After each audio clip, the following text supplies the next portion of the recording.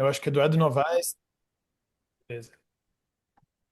Então, pessoal, eh, vocês aqui há algumas semanas, alguns anos já, centenas de semanas com a gente, sabendo que toda terça tem a OC Terça. A OC Terça é o programa semanal da Orbit, que traz biomarcadores de OCT, informações práticas para você colocar em uso amanhã no seu consultório, uma conexão da evidência científica com a prática clínica. E é muito gratificante poder fazer isso em meio a amigos, fazer novos amigos no decorrer disso tudo. E tá hoje aqui celebrando, né, 150 semanas de OCT, fora as semanas em que a gente fez um outro evento, enfim. Mas toda semana tem OCT desde que a gente começou, toda terça tem OCT. E isso, para mim, é muito especial. Eu convido vocês a fazerem parte da Orbit, quem não faz ainda, quem faz indiretamente. Ah, Coisas boas vêm para o ano que vem, e acreditem que vai valer a pena cada vez mais tá com a gente. Essa é a OCTERça de número 150 e eu reforço para vocês o porquê que a Orbit nasceu. O objetivo é promover a saúde ocular, cuidar de pessoas através da qualificação e atualização continuada de vocês, oftalmologistas, focando em doenças de maior prevalência. Então, não é se falar de coisa de exceção. A gente vai trazer novidades, vanguarda, tendências, mas o foco é a tradução para doenças que realmente fazem a diferença para a vida das pessoas e que vão fazer impacto ali na população.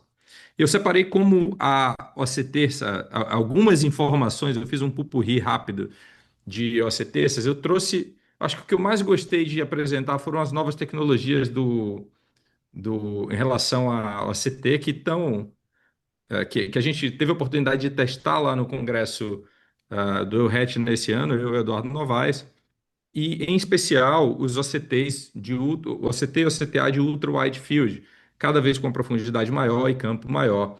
E por que que eu faço questão de trazer isso aqui? Porque a gente olha, a imagem é linda e a pergunta é: tá, na prática eu faço o que com isso, né? Eu tenho por que usar?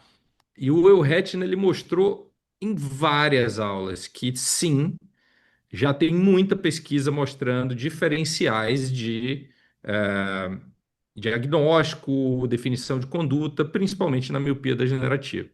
Mas esses aparelhos, né, a gente engloba aí três: o Dream OCT, que tem uma profundidade de 12 milímetros, o Toward Pi da Bimiser, que, enfim, a gente testou esse aparelho lá, eu e o Edu, um aparelho muito interessante.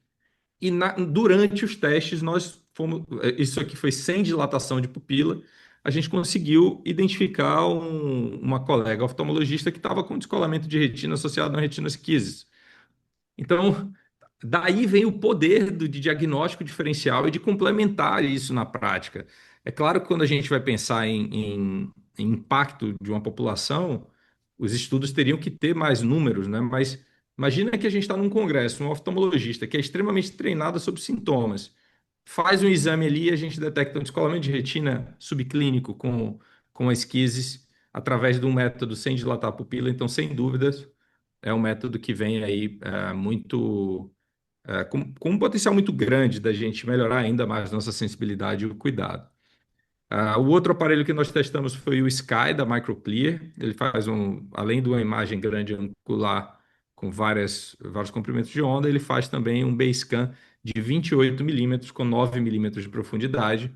Esse é o exame que eu fiz lá, sem dilatação da pupila. Esse é meu olho. E aqui são algumas das imagens que eu fiz lá. E essas imagens elas estão com cada vez mais, né, sendo utilizadas para entender um pouco da miopia degenerativa que eu vou mostrar um pouquinho na frente. Além do OCT de grande angular, uma coisa que veio foi o OCT de alta resolução. O, o Euretina foi em setembro. Aqui são algumas imagens comparando o Heidelberg de resolução axial de 7 para 2 micrômetros Mas em janeiro desse ano, né, janeiro de 2025, nós apresentamos na Orbit essa evolução das novas camadas que o OCT de alta resolução apresenta. Então, esse artigo ele foi apresentado em janeiro de 2025, né, reforçado lá no EURETINA, mas o que mostra a vanguarda e a tendência da gente a trazer essas informações.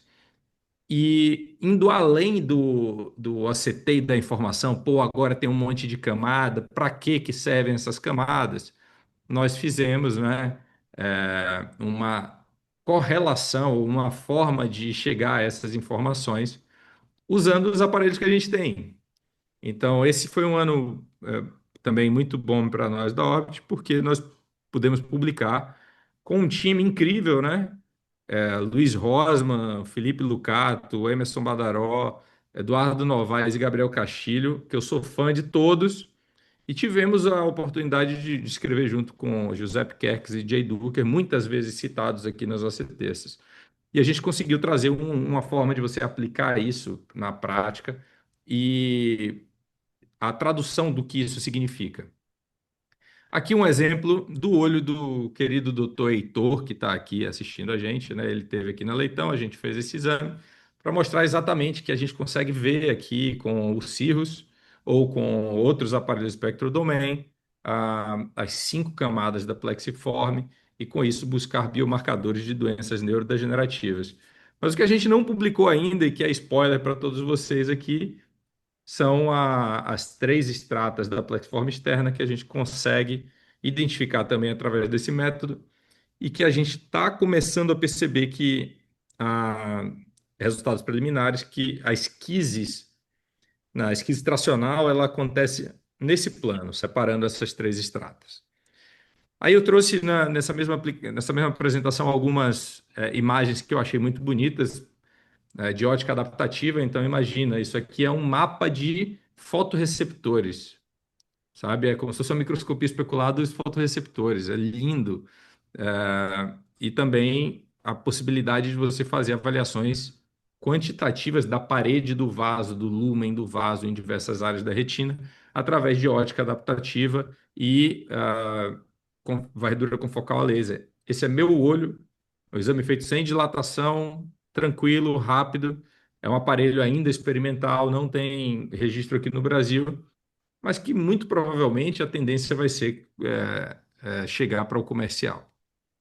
E dessa apresentação, o que eu acho que é mais útil para a prática clínica, para a gente poder discutir aqui ou relembrar aqui, são os updates da nomenclatura de maculopatia tracional miópica, que foram apresentados pela primeira vez lá no EURETINA, e que eles fazem uma homenagem ao Tadayone, que infelizmente veio a falecer aqui no Brasil no Congresso, e eles trazem essa parte da biomecânica e os fatores de contribuição das forças para a maculopatia miópica e com base nos perfis que podem acontecer nas forças e nesse racional, se chega a uma nomenclatura atualizada enfim, da doença, que você vai utilizar, né, a etiologia, né, primeiro, então vai ser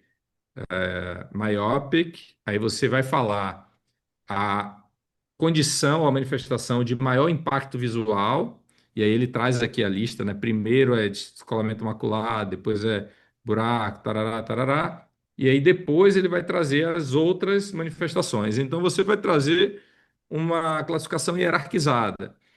Isso é fácil de lembrar, não precisa decorar, não precisa, né?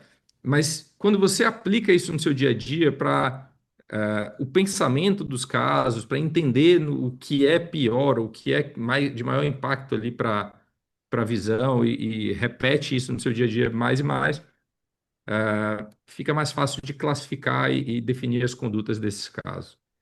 Então, eu queria fechar com essa nomenclatura simplificada e com um racional teórico, né? Quando a gente faz terminologia, ou é para classificar, ou tem que ter um uso racional, e passar a palavra aí para o próximo apresentador, lembrando.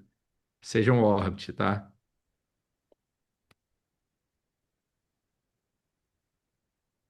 Muito bom, muito bom. Aprendi com Excelente. você. Oi, amor. Sonhou comigo? Aprendi com você tudo que eu Ah, sei. pô, fiquei até com susto. Eu tomei até um susto. Peraí, deixa eu Não colocar seria aqui. novidade. É, bom, enquanto eu compartilho, primeiro eu vou dar umas saudações vascaínas aí a todos os meus. Mas carece disso? Não, melhor não. Não, não, ele precisa aproveitar um pouquinho de Ah, é alegria. verdade, verdade. É o tempo, pô. O Felipe, vai esperando que vai vir pedrada, viu? Até amanhã essa alegria sua. Aham, vambora. Então, foi muito legal isso quando a gente estava pensando o que que a gente ia fazer nessa sentença de número 150, né? 150 é muita coisa, né? Imagina, já dá mais de 3 anos a gente apresentando toda terça-feira. É um esforço hercúleo aí, mas que eu acho que eu acho que vale a pena para todos, né? Para a gente também, né? Não é. Eu acho que a gente, talvez, nós sejamos os maiores beneficiados aí dessa sequência, tá?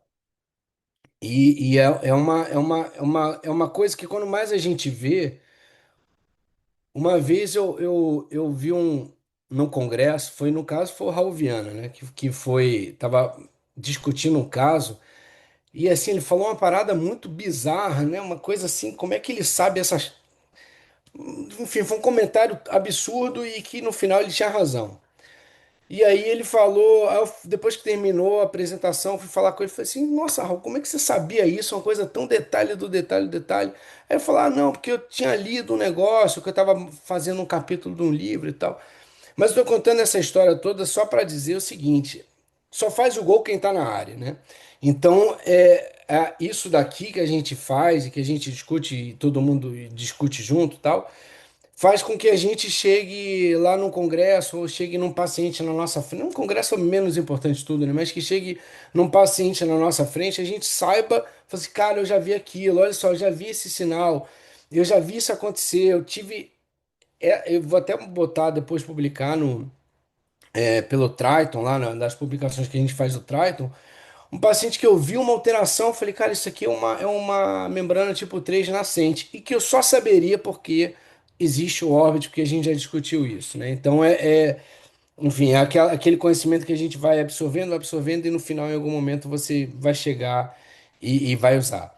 E esse artigo que eu escolhi, eu acho que foi um dos melhores artigos que foram apresentados esse ano, pelo menos foi o que eu mais gostei de apresentar, eu comentei agora de congresso, né? É o tipo de coisa que a gente vai ouvir cada vez mais no congresso, tipo ballad, né? Que, sei lá, 4 anos atrás, poucas pessoas sabiam que era ballad. Há 3 anos atrás, poucas pessoas sabiam que era EMAP. E hoje é um nome que tá, você bate, você já sabe o que que é. E eu acho que esse artigo também é o tipo de alteração tomográfica que nos próximos congressos, toda hora alguém vai falar, aí a gente vê um sinal de Ash, né? E é o artigo que eu escolhi apresentar para vocês. Então, a camada de fibra de Henle, que é onde está essa alteração, é uma zona de conexão entre os fotoreceptores e as células bipolares, né? Então, é uma área ali de transição, de conexão entre os primeiros neurônios ali da retina para os segundos neurônios da retina. E fica bem nessa região. Às vezes ele parece um pouco difícil de ver, mas com uma tomografia de melhor resolução e com o olho mais atento, principalmente, e é isso que vale esse treinamento, fica cada vez mais fácil da gente apreciar, né, detectar e avaliar essa camada. Então, o objetivo desse estudo que descreveu esse sinal angular de aumento da reflectividade da camada de Rayleigh. Então, a camada de Rayleigh, como eu estava falando, é essa conexão entre essas duas camadas celulares da retina, e ela tem essa distribuição radial. E é por isso que a gente vê, por exemplo, uma estrela macular, né? Então, a estrela macular é uma alteração que acontece nessa camada, é por isso que tem esse aspecto radial. E pela densidade de fotorreceptor, quanto ali na região parafoveal, como eu vou mostrar para vocês, ela tem esse desenho em Z, esse desenho angular. Então, quando está ali bem na região foveal, o aspecto dela é verticalizado. Quando a gente vai para essa região perifoveal, ela tem esse aspecto em Z, inclinado. E aí, quando vai ficando cada vez mais na região, é, além da região perifoveal, vamos dizer, parafoveal, a densidade de fotoreceptores vai diminuindo e ela pode, de novo, ter esse aspecto mais verticalizado. E esse aspecto trisonal, vamos dizer, vai levar a diferentes aspectos tomográficos. Então, a camada de fibra de Henle ela é vista até 5,5 milímetros além da fóvea, depois ela não é vista mais, não existe mais, e ela tem ela está presente numa zona que é uma zona de muito estresse vascular porque é a parte mais periférica, mais profunda do plexo profundo da retina. Então, ela está naquela região de, de que é a parte mais periférica da vascularização interna da retina e a parte mais periférica da nutrição da coroa capilar e da coróide. Então, ela está numa área de mais estresse vascular.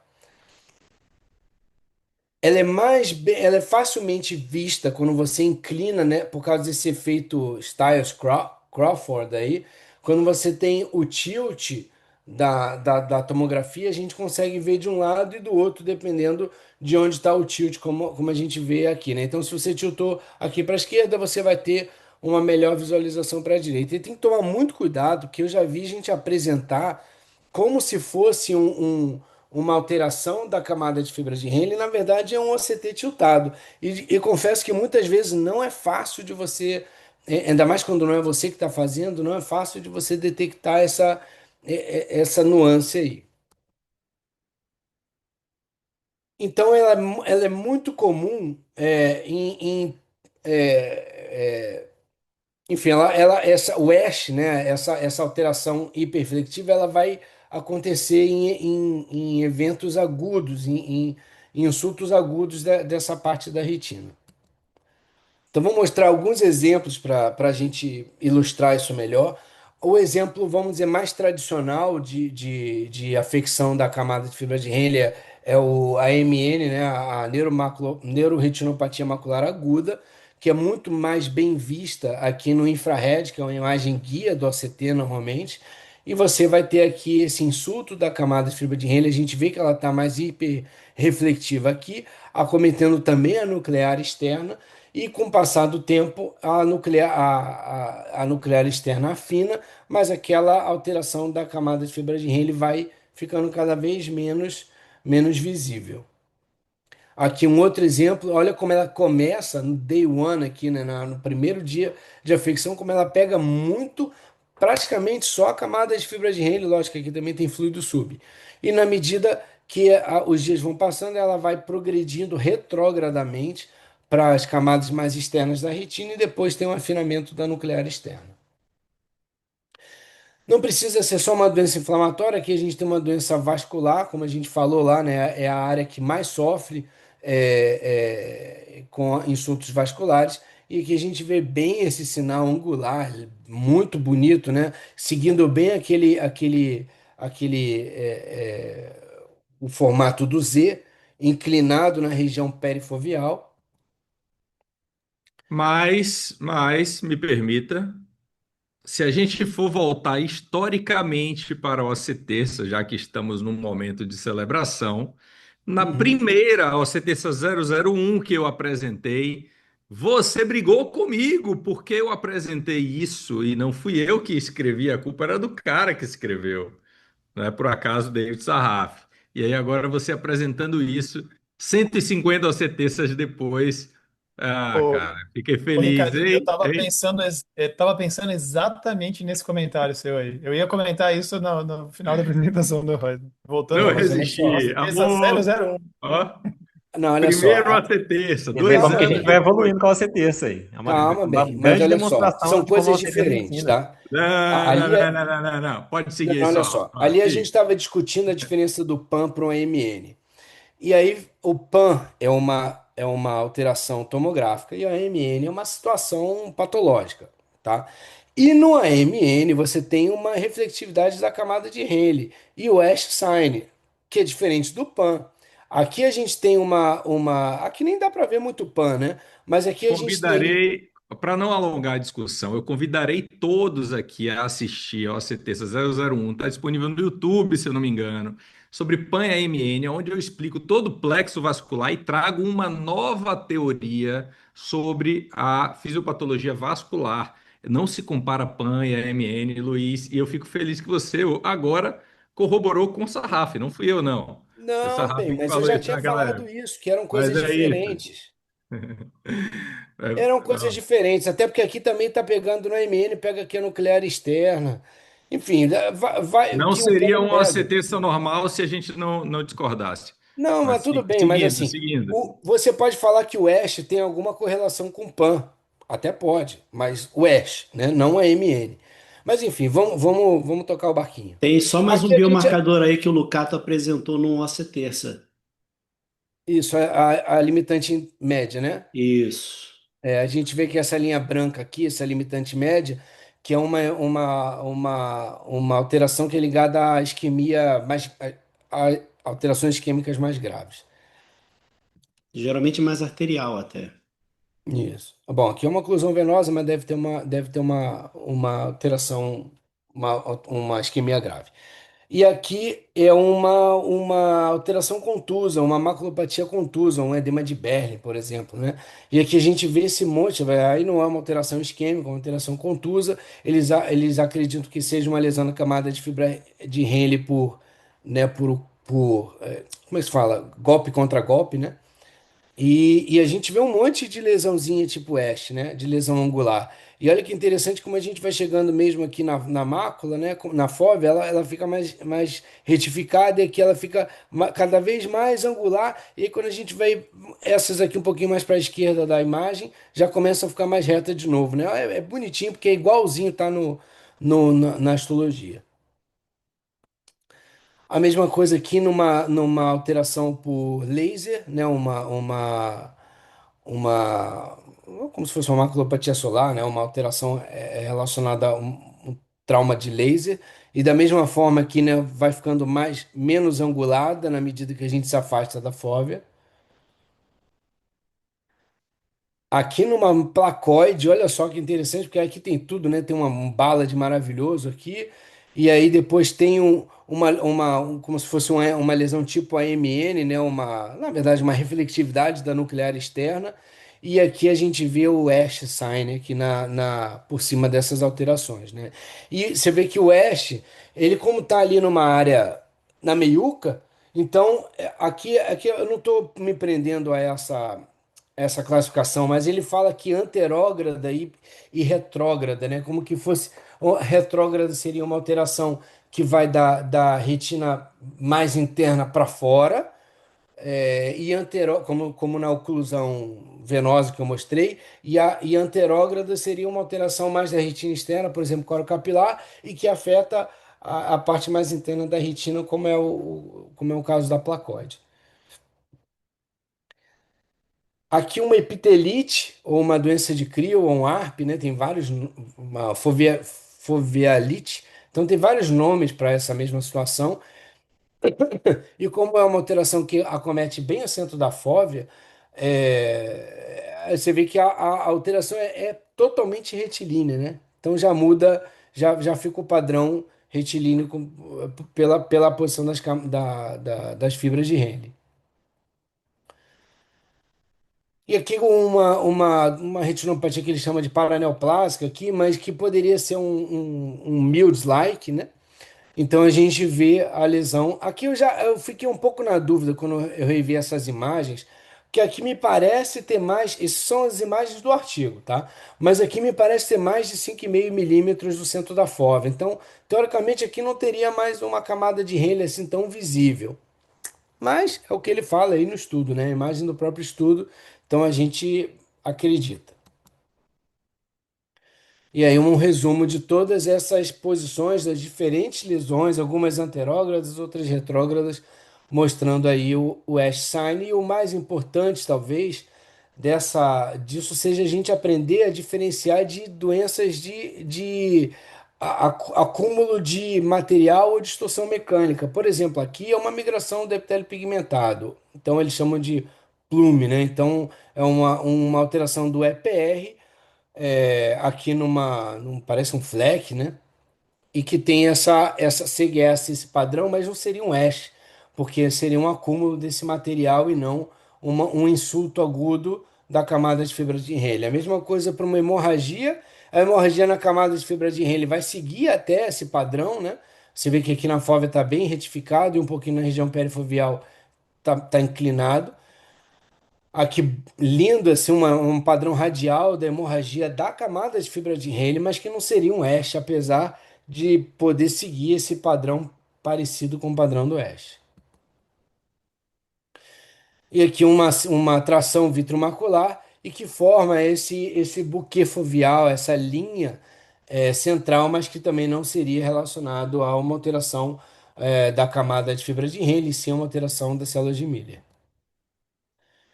Então, só para resumir, aí, obviamente, a gente está apresentando de forma muito resumida, mas o que eu queria trazer, porque, sem dúvida, esse estudo do Ash fez um baita sucesso na época, e eu acho que é um tipo de alteração que a gente vai ouvir cada vez mais nos congressos, se relaciona de novo a um insulto agudo da camada de fibra de Henle. Importante diferenciar de doenças de acúmulo e de alterações mecânicas na parte externa da retina, mas que não são insultos agudos à camada de fibra de Henle, e assim como bala de UEMAP, que eu falei no início, é uma sigla que a gente vai ouvir cada vez mais nos congressos afora aí. Então, assim eu finalizo com novas saudações vascaínas aí para todos vocês. Boa. Muito bom, Luiz Roisman. Show. Vocês estão conseguindo ver minha tela já? Norieta. Vai de novo que Não? você pediu permissão, eu autorizei aqui. Agora vai. Agora sim. Muito bom. Em clima de retrospectiva aí, 2025, lembrar que, além dos últimos 3 anos, toda terça a gente está aqui e hoje comemorando de maneira semelhante ao que a gente fez com a terça de número 100, né? Comemorando esse de 150. E esse ano foi muito especial também por conta das coberturas que o Orbit fez, né? Foi muito legal. O Badaró fez a primeira na ARVO, não lembro que mês, em abril, começo do ano. Eu fiz a cobertura da ESRS em julho. O Novaes e o Ricardo fizeram do Euretina e depois o Roisman finalizando com a Academia Americana. Então, além da curadoria do Roisman já muito famosa, né, ela virou até a descrição do ACTERça caiu, inclusive, com a descrição da metodologia, que é a curadoria do Roisman aí. Brilhante. A gente ainda teve a oportunidade de ver as novidades nascendo e de praticamente a cada, sei lá, 2, 3 meses, né? Novidade vindo o tempo todo. E aí eu escolhi vou resumir esse paper que foi apresentado no ACTERça 116, que é um artigo publicado na Ophthalmology Retina em 2023. Ele investigou qual que era a melhor técnica cirúrgica para descolamento de retina com rotura inferior, vitrectomia isolada ou o buccal isolado ou a cirurgia combinada. Esse tipo de descolamento ainda gera muita controvérsia, né, cirúrgica, depende muito da experiência do cirurgião pessoal, de cada um, e a gente não tem muita evidência em alto nível para tomar a decisão. E eu decidi apresentar, primeiro, que eu gosto de tema cirúrgico, segundo, que é uma coisa que realmente pode impactar no nosso, estudar isso pode impactar nas nossas decisões, né? Semana passada eu operei um paciente com descolamento inferior e eu lembrei desse estudo aqui. Então, o objetivo foi compilar dados da literatura sobre resultado anatômico e funcional e também de complicações depois das cirurgias do tratamento com descolamento de retina com a rotura inferior, seja com buccal ou com vitrectomia ou com a cirurgia combinada. Ele é um trabalho que é uma IPD, meta-análise, né? Exemplo do Thiago Haas aí, que virou especialista em meta-análise. Esse estudo tem uma força grande para juntar os dados. Ele não é uma meta-análise, além de ser um estudo que compila o resultado de vários papers, ele ainda buscou dados individuais desse paciente para enriquecer a amostra e permitir uma análise mais refinada e uma análise mais robusta desses casos. Os estudos aí, eles tinham que ter pelo menos 50 pacientes, tem toda a metodologia descrita, eles tinham que ter também pelo menos 3 meses de follow-up, e as roturas inferiores delas eram definidas ali quando estava entre 4 e 8 horas.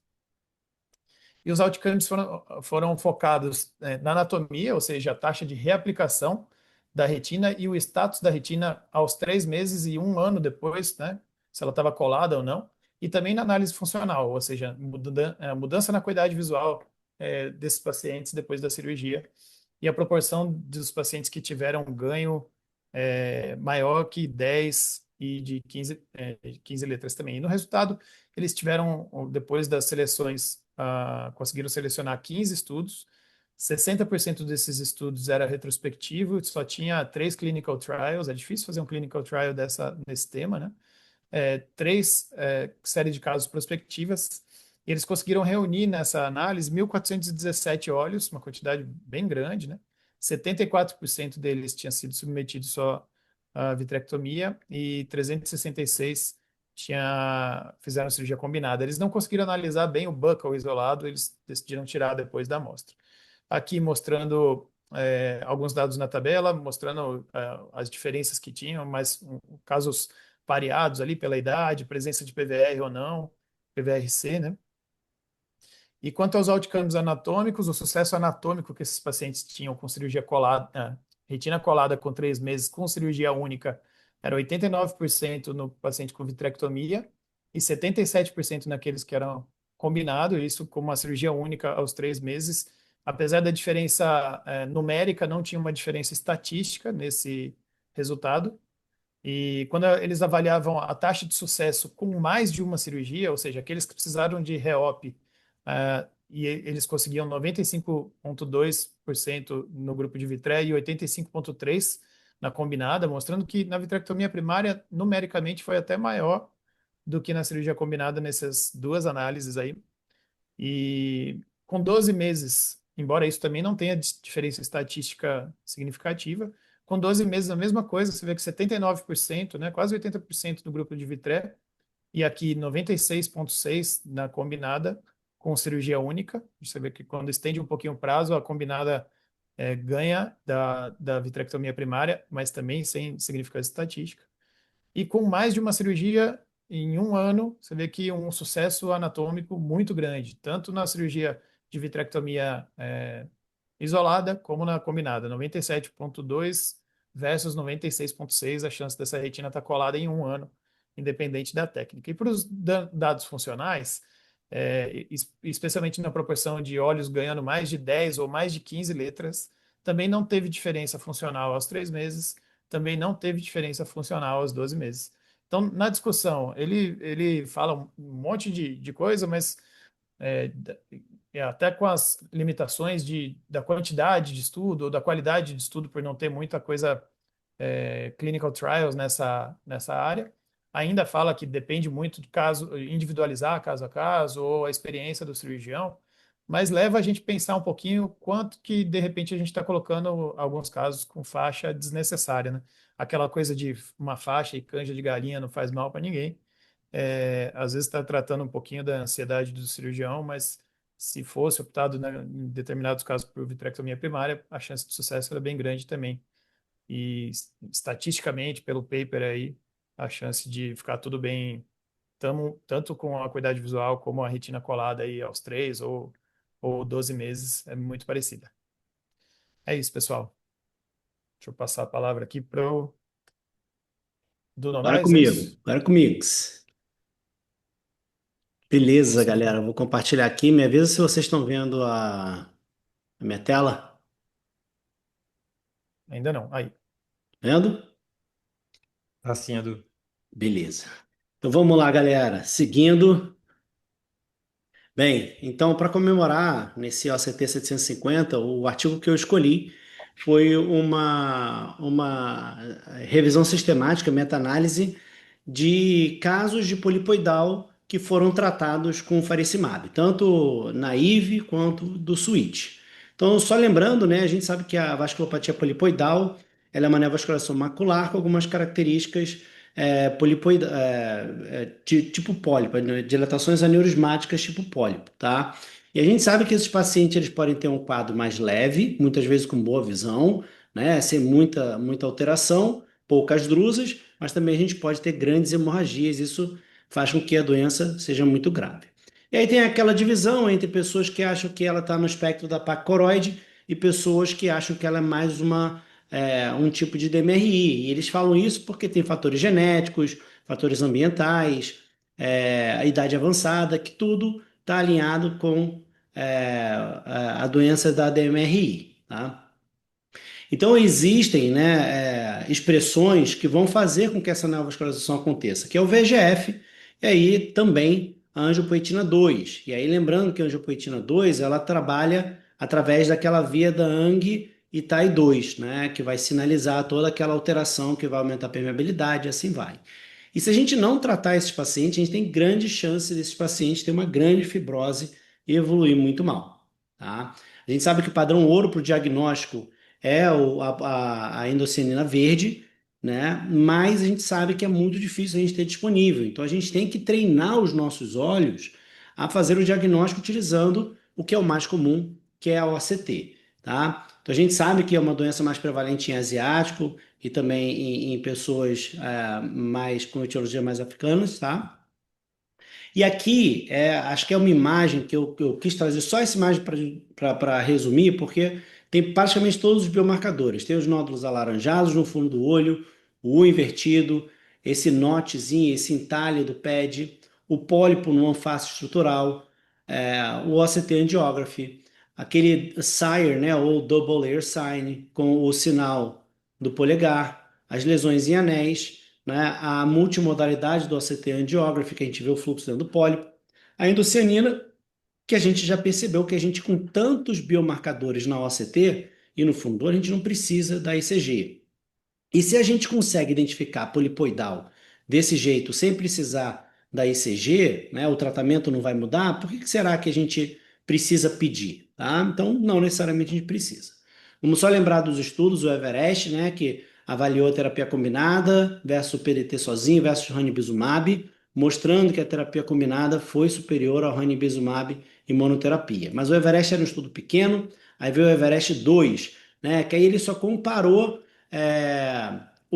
a monoterapia com ranibizumab combinado com a combinada, avaliando contra a combinada, e viu que a combinada também era superior à monoterapia. E aí depois veio o Planet, que aí ele já avaliou a aflibercept, e aí já foi um pouquinho diferente. Ele mostrou que não fazia muita diferença a monoterapia com a terapia combinada, mostrando que você poderia tratar agora os pólipos somente com a aflibercept. Mas aí veio o faricimab, e aí é por isso o objetivo desse estudo é fazer a avaliação de vida real desses pacientes com polipoidal que foram tratados com faricimab. Foi uma revisão sistemática, né, onde pegaram adultos que eram virgens de tratamento ou que fizeram switch para o faricimab e fizeram o loading dose de 4 injeções. O endpoint primário era a porcentagem de pacientes que tinham a mácula seca depois desse loading dose, e o secundário era para avaliar a espessura central da retina, a acuidade visual e fechamento dos pólipos através da endocianina. Tá? Então foram 150 olhos, tá? De 7 estudos para análise qualitativa e 5 estudos para análise quantitativa. Tá? E aí o resultado foi nos pacientes virgens de tratamento, né? Nesse primeiro estudo mostrou que teve um fechamento dos pólipos de 67% depois de um mês da loading dose, que é um fechamento expressivo, tá? Mas ele fala aqui que metade ainda tinha algum tipo de exsudação, tá joia? E ele também mostrou, né, que teve uma melhora significativa na espessura central da retina, mas que a acuidade visual não mudava muita coisa. Já esse outro estudo, ele mostrou que tanto a acuidade visual quanto a espessura da retina melhorou depois do loading dose, mas não chegou a atingir estatisticamente significância, tá? Uma significância estatística. E o outro estudo mostrou que 82% tinham a mácula seca depois do loading dose e 60% depois de um ano, tá? E mostrou a regressão total dos pólipos depois do loading dose de 50% mais ou menos, tanto no baseline quanto no loading dose. Esse outro estudo mostrou, né, que depois do loading dose, 61% dos pacientes tinham regressão total das lesões, tá? E com melhora tanto da visão quanto da espessura central da retina. Então você vê que algumas coisas de estudos parecidos, outras um pouquinho diferentes. E nesse último estudo, ele mostrou que a acuidade visual foi estatisticamente significativa, né, a melhora. Ele não tinha dados específicos sobre o pólipo, né, de fechamento, etc., mas ele mostrou que teve uma melhora na espessura central da retina e na mácula seca com o uso do faricimab, tá? E aí, dos pacientes agora que fizeram a troca, eles mostraram que 67% desses pacientes, eles melhoravam de forma completa ou parcial o líquido subretiniano, né, depois de mudar para o faricimab, e 57% melhorava parcialmente o fluido intrarretiniano, mudando para o faricimab. Lembrando que eram pacientes que não estavam respondendo, tá? Já nesse outro estudo, mostrou que não teve um sucesso em aumentar a extensão. Você até poderia ter benefício de melhorar líquido e tudo, mas não teve tanto benefício de melhorar a extensão, né? De aumentar o intervalo das injeções, tá? E aí, juntando todos os estudos, né, para avaliar todos juntos, primeiro sobre mácula seca, né, ele mostrou que um estudo mostrou que depois da loading dose, 77% dos pacientes melhorava todo o líquido intra e subretiniano. Da espessura central da retina, tá, ele mostrou que teve, né, uma melhora estatisticamente significativa na espessura central da retina depois do loading dose. E em relação à acuidade visual, eles mostraram uma melhora na visão, mas que não foi estatisticamente significativa, tá bom? E fechamento do pólipo, teve mais ou menos 50% de fechamento dos pólipos, que é um sucesso. E aí, só lembrando rapidamente, né, a gente teve o estudo do Sawin, que foi um estudo randomizado, onde ele pegou o desenho parecido com dos estudos pivotais para DMRI, mas foi em asiáticos, e aí ele e aí pegou paciente virgem de tratamento para polipoidal, e aí ele teve uma melhora tanto na acuidade visual, né, quanto também na espessura central da retina. E aí esse aqui é bem legal, porque ele mostra que tem a regressão total dos pólipos, tanto depois do loading dose, quanto na semana 48, tá? E aí, se a gente for ver, a gente tem uns resultados bem parecidos com o desse estudo de vida real, né? Mostrando que 48% dos pacientes, depois do loading dose, que é bem próximo de 51%, tinha o fechamento desses pólipos. Tá? E aqui é só mostrando, né, comparativamente, os resultados do Sawin, os resultados do Pulsar, né, que avaliou a aflibercept de 8, o Planet, e a gente vê que praticamente depois de 48 semanas, a gente tem resultados muito semelhantes de fechamento dos pólipos, né, compatível com o Everest 2, que foi uma terapia combinada de PDT e ranibizumab, mostrando a real eficácia que a gente tem aí na polipoidal utilizando o faricimab. Tentei apresentar rapidinho, porque o nosso CEO pediu. E se tiver alguma dúvida, galera, manda aqui nos comentários que eu vou estar aqui para responder.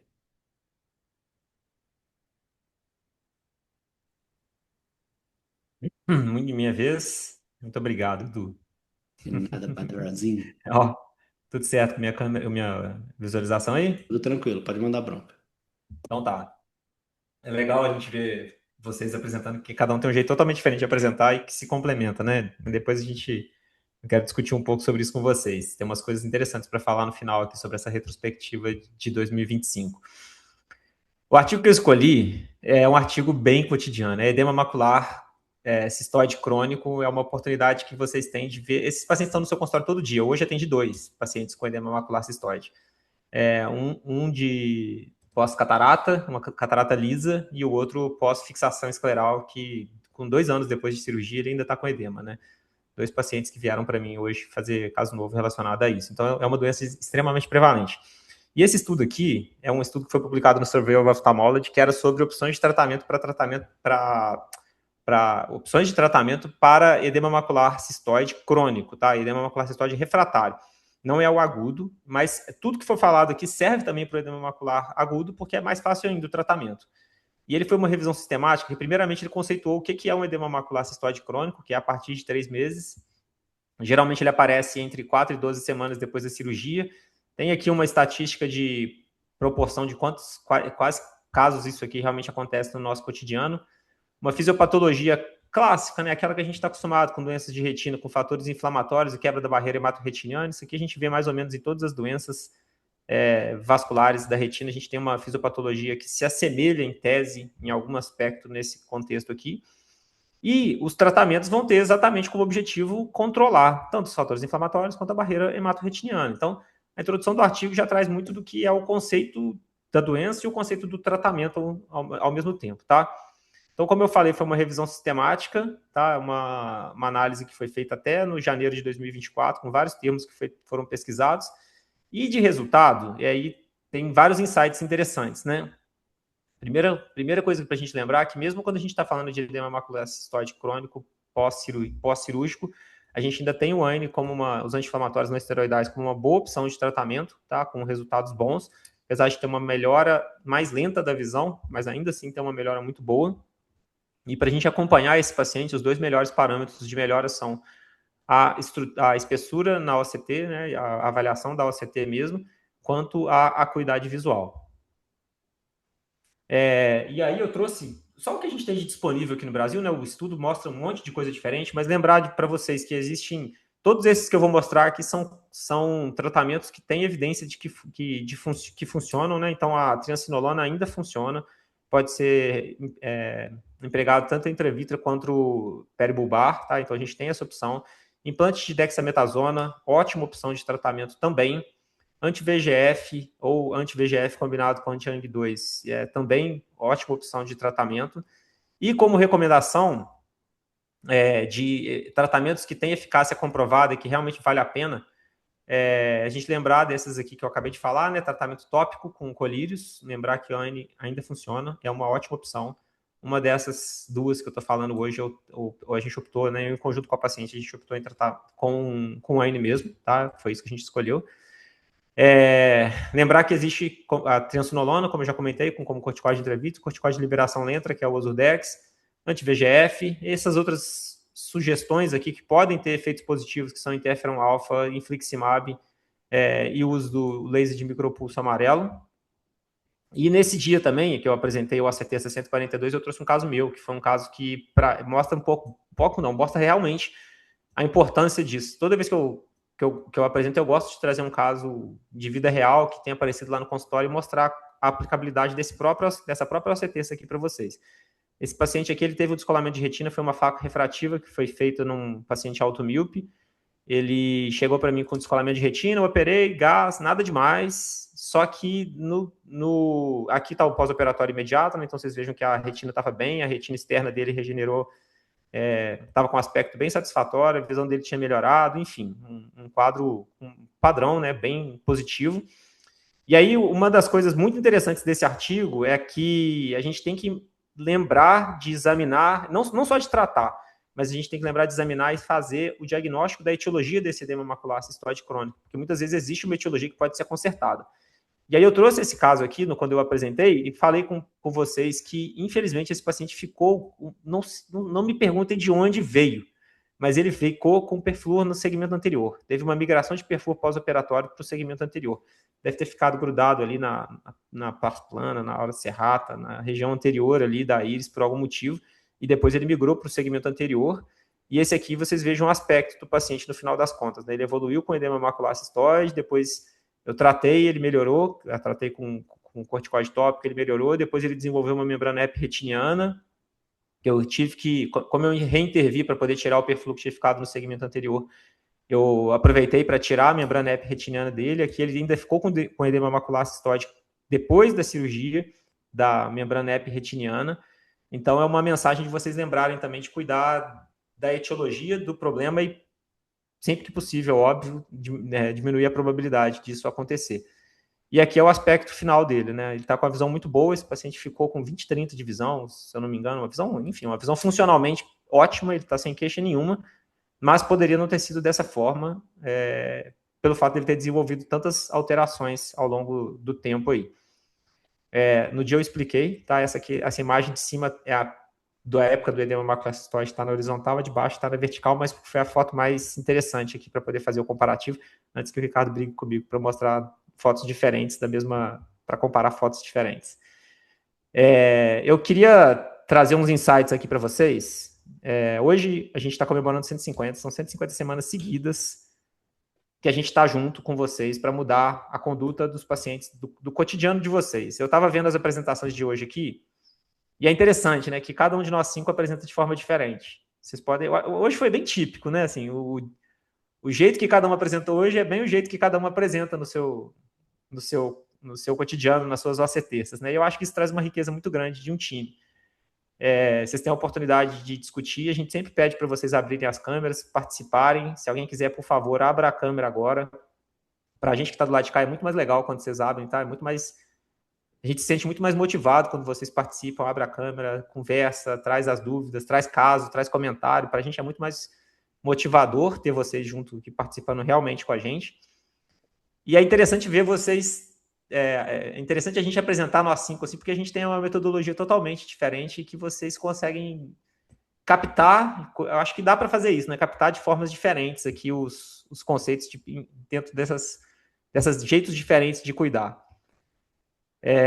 Então, obrigado por esses 150 OCTs, obrigado por essa parceria que a gente está há 150 semanas seguidas juntos. A gente vai ficar aí, mas até a 1000ª, pelo menos, a gente ainda chega. Depois a gente duplica a meta e vai e continua.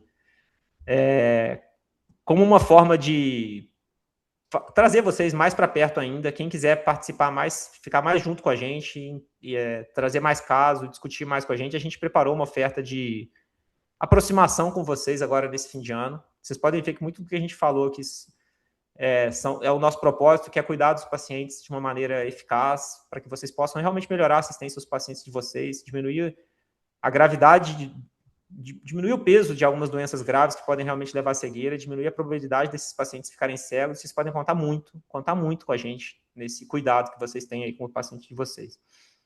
Quem quiser dar um passo a mais, ficar mais próximo, cuidar melhor dos pacientes ainda e aprender mais, além do que a gente já faz aqui na nossa terça, a gente trouxe uma oferta para vocês chegarem mais próximo da gente, que é esses combinados aqui dos treinamentos de Anjo ACT e de OCT, que são 2 dos nossos preferidos aqui, né, que vocês mais pedem, que vocês mais participam, que as pessoas mais se inscrevem, que são realmente talvez aí alguns dos mais importantes realmente, que realmente mudam muito a conduta. Eu deixei aqui um QR Code para vocês participarem, né, para vocês demonstrarem, quem tiver interesse de participar desses treinamentos, está nos nossos grupos de WhatsApp, participando, discutindo caso. É uma oferta que eu acho que é uma oferta muito boa, que a gente achou que... Eu queria que ela ficasse tão no-brain, assim, que a gente falou, como é que a gente faz para as pessoas realmente entrarem e ficarem satisfeitas, assim, ficarem felizes de participar desses treinamentos aqui com a gente. A gente falou, vamos botar o que a gente tem de melhor para poder mudar a conduta desses pacientes com doenças maculares. A gente falou, então vamos botar o que a gente vê que faz muita diferença no dia a dia de vocês, que são esses 2, como eu já falei, Anjo ACT e OCT. E, além disso, eu queria trazer para vocês essas outras oportunidades também, que a gente falou, vamos botar tudo, então. A gente bota, além da fluorescência, o módulo de autofluor, a gente bota os nossos e-books de laudos, onde a gente mostra como que a gente faz o laudo mesmo desses exames, de OCT, de Anjo ACT, de autofluorescência. Tem um e-book teórico de Anjo ACT também, que é muito legal, que a gente fez. E tem os grupos de WhatsApp, que são eu falo que são algumas das nossas cerejas do bolo, né? A oportunidade de discutir caso ali, que, como o Rosman mesmo diz, é caso mais bizarro do que congresso, mas também tem muito caso do dia a dia. Então, as pessoas que estão ali dentro ficam muito seguras de cuidar dos pacientes. Esses treinamentos que estão aqui, assim, eu falo assim que eles se pagam sozinhos, sabe? Eu tenho essa cabeça. Se vocês tiverem a cabeça de cuidar dos pacientes melhor de vocês, assim, é uma média aí de 3 pacientes, 2, às vezes até menos, paga 3 pacientes, não, 3 aplicações intravítreas, né? Pensando bem. Paga esses treinamentos todos que vocês estão vendo aqui. Então, eu sempre penso, quando eu vou apresentar uma coisa para vocês aqui, eu penso como é que a gente pode fazer com que os próprios treinamentos se paguem sozinhos. Então, assim, se vocês aprenderem a melhorar a assistência dos pacientes de vocês, cuidarem melhor deles, e tiver aí 3 aplicações ao longo do período inteiro desse treinamento, três aplicações, não é nem menos de meio paciente, né? Se a gente pensar que na média um paciente de DMRI ou retinopatia diabética, ele tem uma média de 8 aplicações no primeiro ano, segundo os estudos, a gente está falando de menos de meio paciente ao longo do primeiro ano. Ou seja, é muito cuidado que a gente vai entregar mais para o nosso paciente por um valor que vejo que se paga sozinho. Eu vou deixar esse link aqui, vou mandar o link para vocês também, quem quiser clicar no chat aqui. E aí eu quero abrir para vocês de novo, porque inclusive eu tenho uma pergunta para vocês aqui que eu queria compartilhar com vocês. Você Primeira falou. pergunta, Desculpa, pode vai. falar. Eu quero Não, só que não, vocês respondam aqui para mim, porque isso daqui para mim pessoalmente é importante. Está aparecendo aí? Tá. Beleza. Me digam, deem o feedback de vocês. Se vocês assistindo a OC Terça, se a gente conseguiu ajudar vocês no nosso dia a dia. Isso aqui para mim talvez seja a pergunta mais importante que vocês vão responder para mim do ano inteiro, né? Nossa, Badro, Podem ir falando aí, quem ia falar, Rosma? Eu vou te falar que eu mesmo, com coisas que eu aprendi para poder dar aula, eu já mudei conduta. Aquele glóbulo de lipídio de paciente que eu não estendi, várias coisas assim. Temos. Não, eu acho que muda. Você falou uma coisa engraçada, como cada um apresenta, né? E achei engraçado a escolha de artigo também, né? Exatamente. A escolha do artigo, não só a apresentação, mas a escolha do artigo que foi livre, né? Cada um escolheu o seu, sem dividir com o outro. Ah, pode isso, pode aquilo. E acho que reflete também mais ou menos o tipo de, né, o gosto, o tipo de atenção que dá a diferentes campos. E em relação se aprende com a certeza, assim, eu não tenho dúvida, né? Isso se não der 100% sim, é porque alguém está roubando aí. Porque como eu falei, a gente mesmo que está aqui toda hora vendo os OCTs e apresentando, não tem uma semana que eu não tenho alguma coisa que eu olho e falo, aqui, ó. É que às vezes vai acabando ficando, acaba que vai ficando medular, né? Então você já bate, você já não sabe nem mais da onde que você teve aquilo ali chegou em você. Mas se cavar mesmo, se espremer, você vai ver que veio daqui, né? Seria legal até um concurso aí, se alguém tiver um caso documentado na clínica que queira apresentar relacionado a algum assunto, né? Ficaria legal. Alguém apresenta um paciente que atendeu no consultório e que lembrou de um artigo que a gente discutiu aqui que ajudou na decisão. Ó, eu vou deixar o link aqui que eu tinha botado agora há pouco para vocês preencherem aqui. Então tá, olha só, Rosman. Olha isso aqui, ó, 70, quase. A maioria das pessoas respondeu aqui, ó lá, 88%. Ah, Eu esperava até, mas queria mais, tá? Eu concordo com você, eu queria mais. não é possível. Provavelmente são as Temos pessoas que que. estão assistindo Então, pela primeira vez, falaram não. Isso aí, as pessoas precisam assistir um pouco mais, porque tem certeza que. isso é gente implicante, não é possível. Esses 13%, então, quem votou não tem problema votar não, né? Mas, assim, a gente conhece uns caras também, né? A gente conhece uns caras que podem fraturar e deixar coisas é, sem deixar marca na pele e tudo bem. E aí eu quero perguntar essa outra aqui, cara. Se vocês que fizeram, quem já fez, tá? Algum treinamento desses aqui, OCT, ANJA-CT ou AutoFluor, tá? Se vocês recomendariam esse treinamento para alguém que tenha interesse que está pensando em fazer, está pensando em participar. Não, mas sério mesmo, sem brincadeira agora. Se alguém votou não, quem votou não, pode mandar pra gente, tá? Se não quiser mandar aqui no chat, manda pessoalmente pra gente. Fala, cara, Luiz, eu não aprendo porque isso pra mim não é importante. Pra mim é importante isso, aquilo ali, outro. Que eu dou um jeito de tentar incluir, né? A ideia é que seja proveitoso para 120% das pessoas. Então, quem não tiver satisfeito com os temas que estão sendo escolhidos, e aí, obviamente, sou eu que escolho, então eu faço aqui minha meia-culpa para esses 13%, mas ao mesmo tempo me coloco totalmente à disposição de absorver novas ideias. É só se apresentar aí e falar, ó, É isso que eu preciso saber da minha vida. Ah, Vamos mas a botar na, maioria falou que sim, né, Rosman, também? Vão Né? não, botar não, na tudo bem. curadoria do Vascaíno aí. Eu acho É, que é ué. implicância, eu acho também. Acho que é uma coisa de futebol aí. Então olha esse aqui, ó. Olha esse aqui, então. Ah, aí sim. Tá? Aí sim. Fica essa Aí dica aí sim, né? para quem tá pensando. Olha aí a resposta de quem participou, tá? Isso aqui é quem já se inscreveu em algum treinamento, se vocês acham que vale a pena fazer ou não. É, como a gente fala, né? A gente sempre faz as coisas aqui pensando em conduta prática, conduta imediata, conduta que vocês conseguem realmente aplicar no cotidiano de vocês. Todo o nosso treinamento, todo o nosso mindset, toda a nossa tudo que a gente faz aqui é sempre pensando em como melhorar para vocês a assistência. Eu vou deixar aqui o QR Code de novo, tá? Para quem preferir. Tudo que a gente faz aqui, toda a nossa assistência é sempre pensando no cotidiano de vocês. Então a gente não fica falando, perdendo muito tempo aqui com doença rara, com tratamentos extremamente difíceis. Você vê que a gente está. O Edu trouxe aqui um insight falando, pô, endocianina verde é muito bom, mas não tem na prática. Então vamos mostrar como é que vocês fazem diagnóstico de polipoidal de verdade mesmo. Assim. Não vamos fingir que a gente tem endocianina, porque ninguém tem. Ninguém tem PDT. Como é que a gente vai tratar esses pacientes na vida real? Não é ficar falando sobre coisas imaginárias e que não existem no nosso cotidiano. Então, a gente tenta fazer isso, é trazer tudo sempre mastigado e na prática para que vocês mudem a conduta de vocês. Foi assim durante esses 150 ACTs, é assim todos os nossos treinamentos e vai ser assim para sempre na Orbit, porque é impressionante. A gente acha que não vai acabar, né, que a gente vai esgotar o assunto e na verdade não esgota nunca, né? Sempre tem biomarcador novo, jeito novo de avaliar uns exames, jeito novo de discutir um caso, de pensar uma linha de raciocínio. E aí contem com a gente para estar com vocês aí nesse cuidado dos pacientes, tá?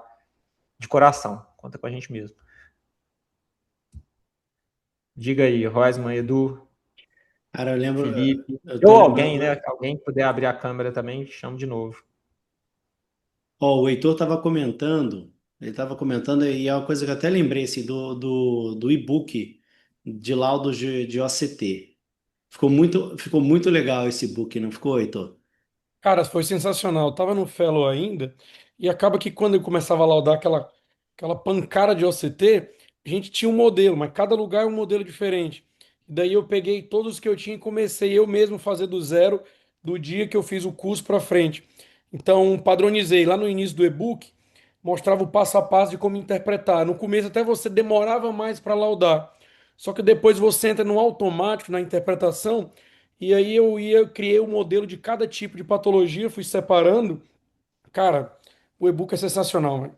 Foi uma das coisas que mais impactou, assim, porque assim, às vezes no dia a dia eu laudava da minha maneira que eu já era acostumado, aí eu pegava, deixa eu ir lá no e-book para ver como que tá o laudo disso. Aí eu acrescentava uma coisa ou outra. Cara, passa um mês, começa a virar medular, depois você vai ver os novos laudos, começa a ficar todo no padrão de como tá no e-book. E mudou demais, cara. Vale a pena. E o grupo de WhatsApp que vocês citaram, pô, aquilo ali é fantástico. Toda hora que eu tinha um caso que eu não sabia, mandava. Aquilo valeu a pena mesmo. Por isso que eu botei no chat, porque realmente indica. Não é propaganda enganosa, não. Esse aqui é o que vocês estão falando do e-book, né? Esse aqui é o e-book de laudo que eu estou mostrando para vocês como é que ele é na prática, né? A gente tinha uma área de treinamento, você vê a imagem, depois a gente te mostra, entre aspas, entre várias aspas, o gabarito, né? A gente mostra como que a gente faz nossos laudos aqui nas nossas clínicas. E que está virando uma metodologia que é a certa, né? Mas que está virando uma metodologia utilizada em vários outros serviços, né? A gente explica como que um laudo deve ser feito da maneira correta para poder entregar a resposta que dá para fazer e ao mesmo tempo que acerta. Enfim, a gente não fica dando diagnóstico, a gente ensina como que é uma metodologia de laudo, de cima para baixo, da superfície interna da retina para a superfície externa, e como é que você descreve sistematicamente cada etapa ali, cada termo, como que ele deve ser falado, enfim. É um e-book muito ilustrativo mesmo, muito prático. O Antônio fez uma pergunta aqui, é bom que eu vou levantar para todo mundo responder.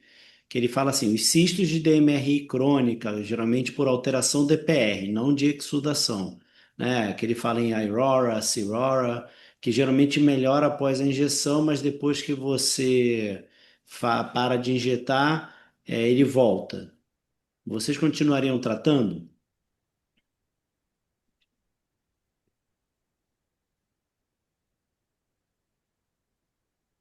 Pode montar no mudo, tá?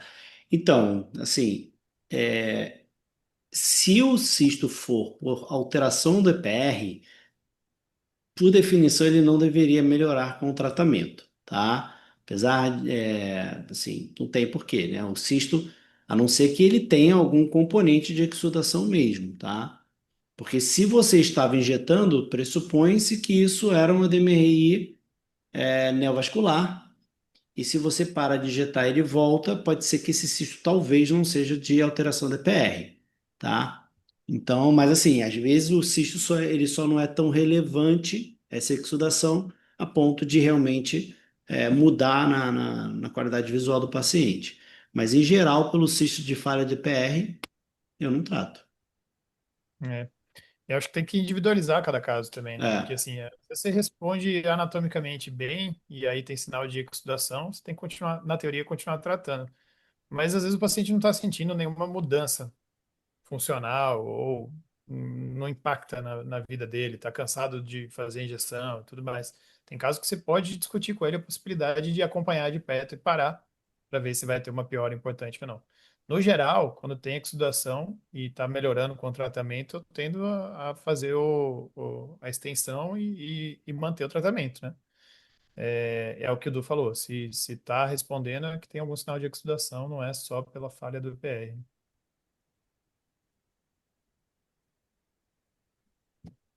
O Roy, não sei se alguém quer comentar.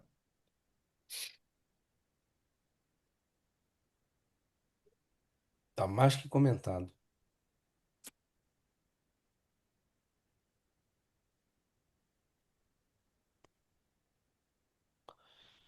Isso aí. A gente vai dar agora uma pausa, né, Badoró? Mais ou Eu não- menos. Hã? Mais ou menos. Semana que vem tem. Semana que vem, que dia que é? Não, semana que vem 20. Não. 23 vai ter. Ainda vai ter mais conteúdos, né? Ah, sim, tem a reprise, né? Ou não? É isso aí. Ah, então tá. imagina ter uma reprise e o Rosman falando. A gente vai botar o Rosman falando na velocidade meio. É para falar bem devagar para todo mundo ficar vendo o Rosman falando. Coisa agradável. A gente vai fazer semana que vem na outra uma escolha de quais das certezas que vocês gostaram, mais gostaram. E aí vocês vão escolher qual que a gente vai reprisar semana que vem e na outra. Então é uma oportunidade de quem não assistiu poder assistir. Quem não é da Orbit Community vai poder assistir um conteúdo antigo ainda e, Uma e bela ter o gostinho do oportunidade. que é estar lá na community também. Pois é. Fechou? Já Beleza. deixa o voto aí do OCT de hemorragia subretiniana e do Anfácio, viu? Ó, Os dois foram boa do bravos. Alface. Do Alface foram duas, né? Teve uma do Ricardo e teve uma do Alessandro Feu, né? Do Alessandro. Do Alessandro é muito boa. Essa aí foi um excelente OCT. De hemorragia sub de cirurgia? Cara, foi de cirurgia de conduta. Eu vou lembrar, não foi recente, não, tem no máximo 2 meses. Essa eu não tô recordando. Deixa lá, deixa eu no voto. Agora é focar no Corinthians mesmo. É isso aí. Já torci tanto pro Flamengo recentemente, eu queria os flamenguistas na ajuda aí, né, Heitor? Pois é, eu tô Torci mais, torcendo pro Brasil, torci mais né? pro Flamengo do que pro Corinthians nos últimos meses aí. Acho que agora tá na hora de retribuir. Pô, terminar o ano melhor Verdade, do que né? o Palmeiras, quem diria, viu? Beleza, gente. Valeu, Beleza. pessoal. Valeu. Valeu, pessoal. Boa noite aí. Até Tchau, mais. tchau, galera.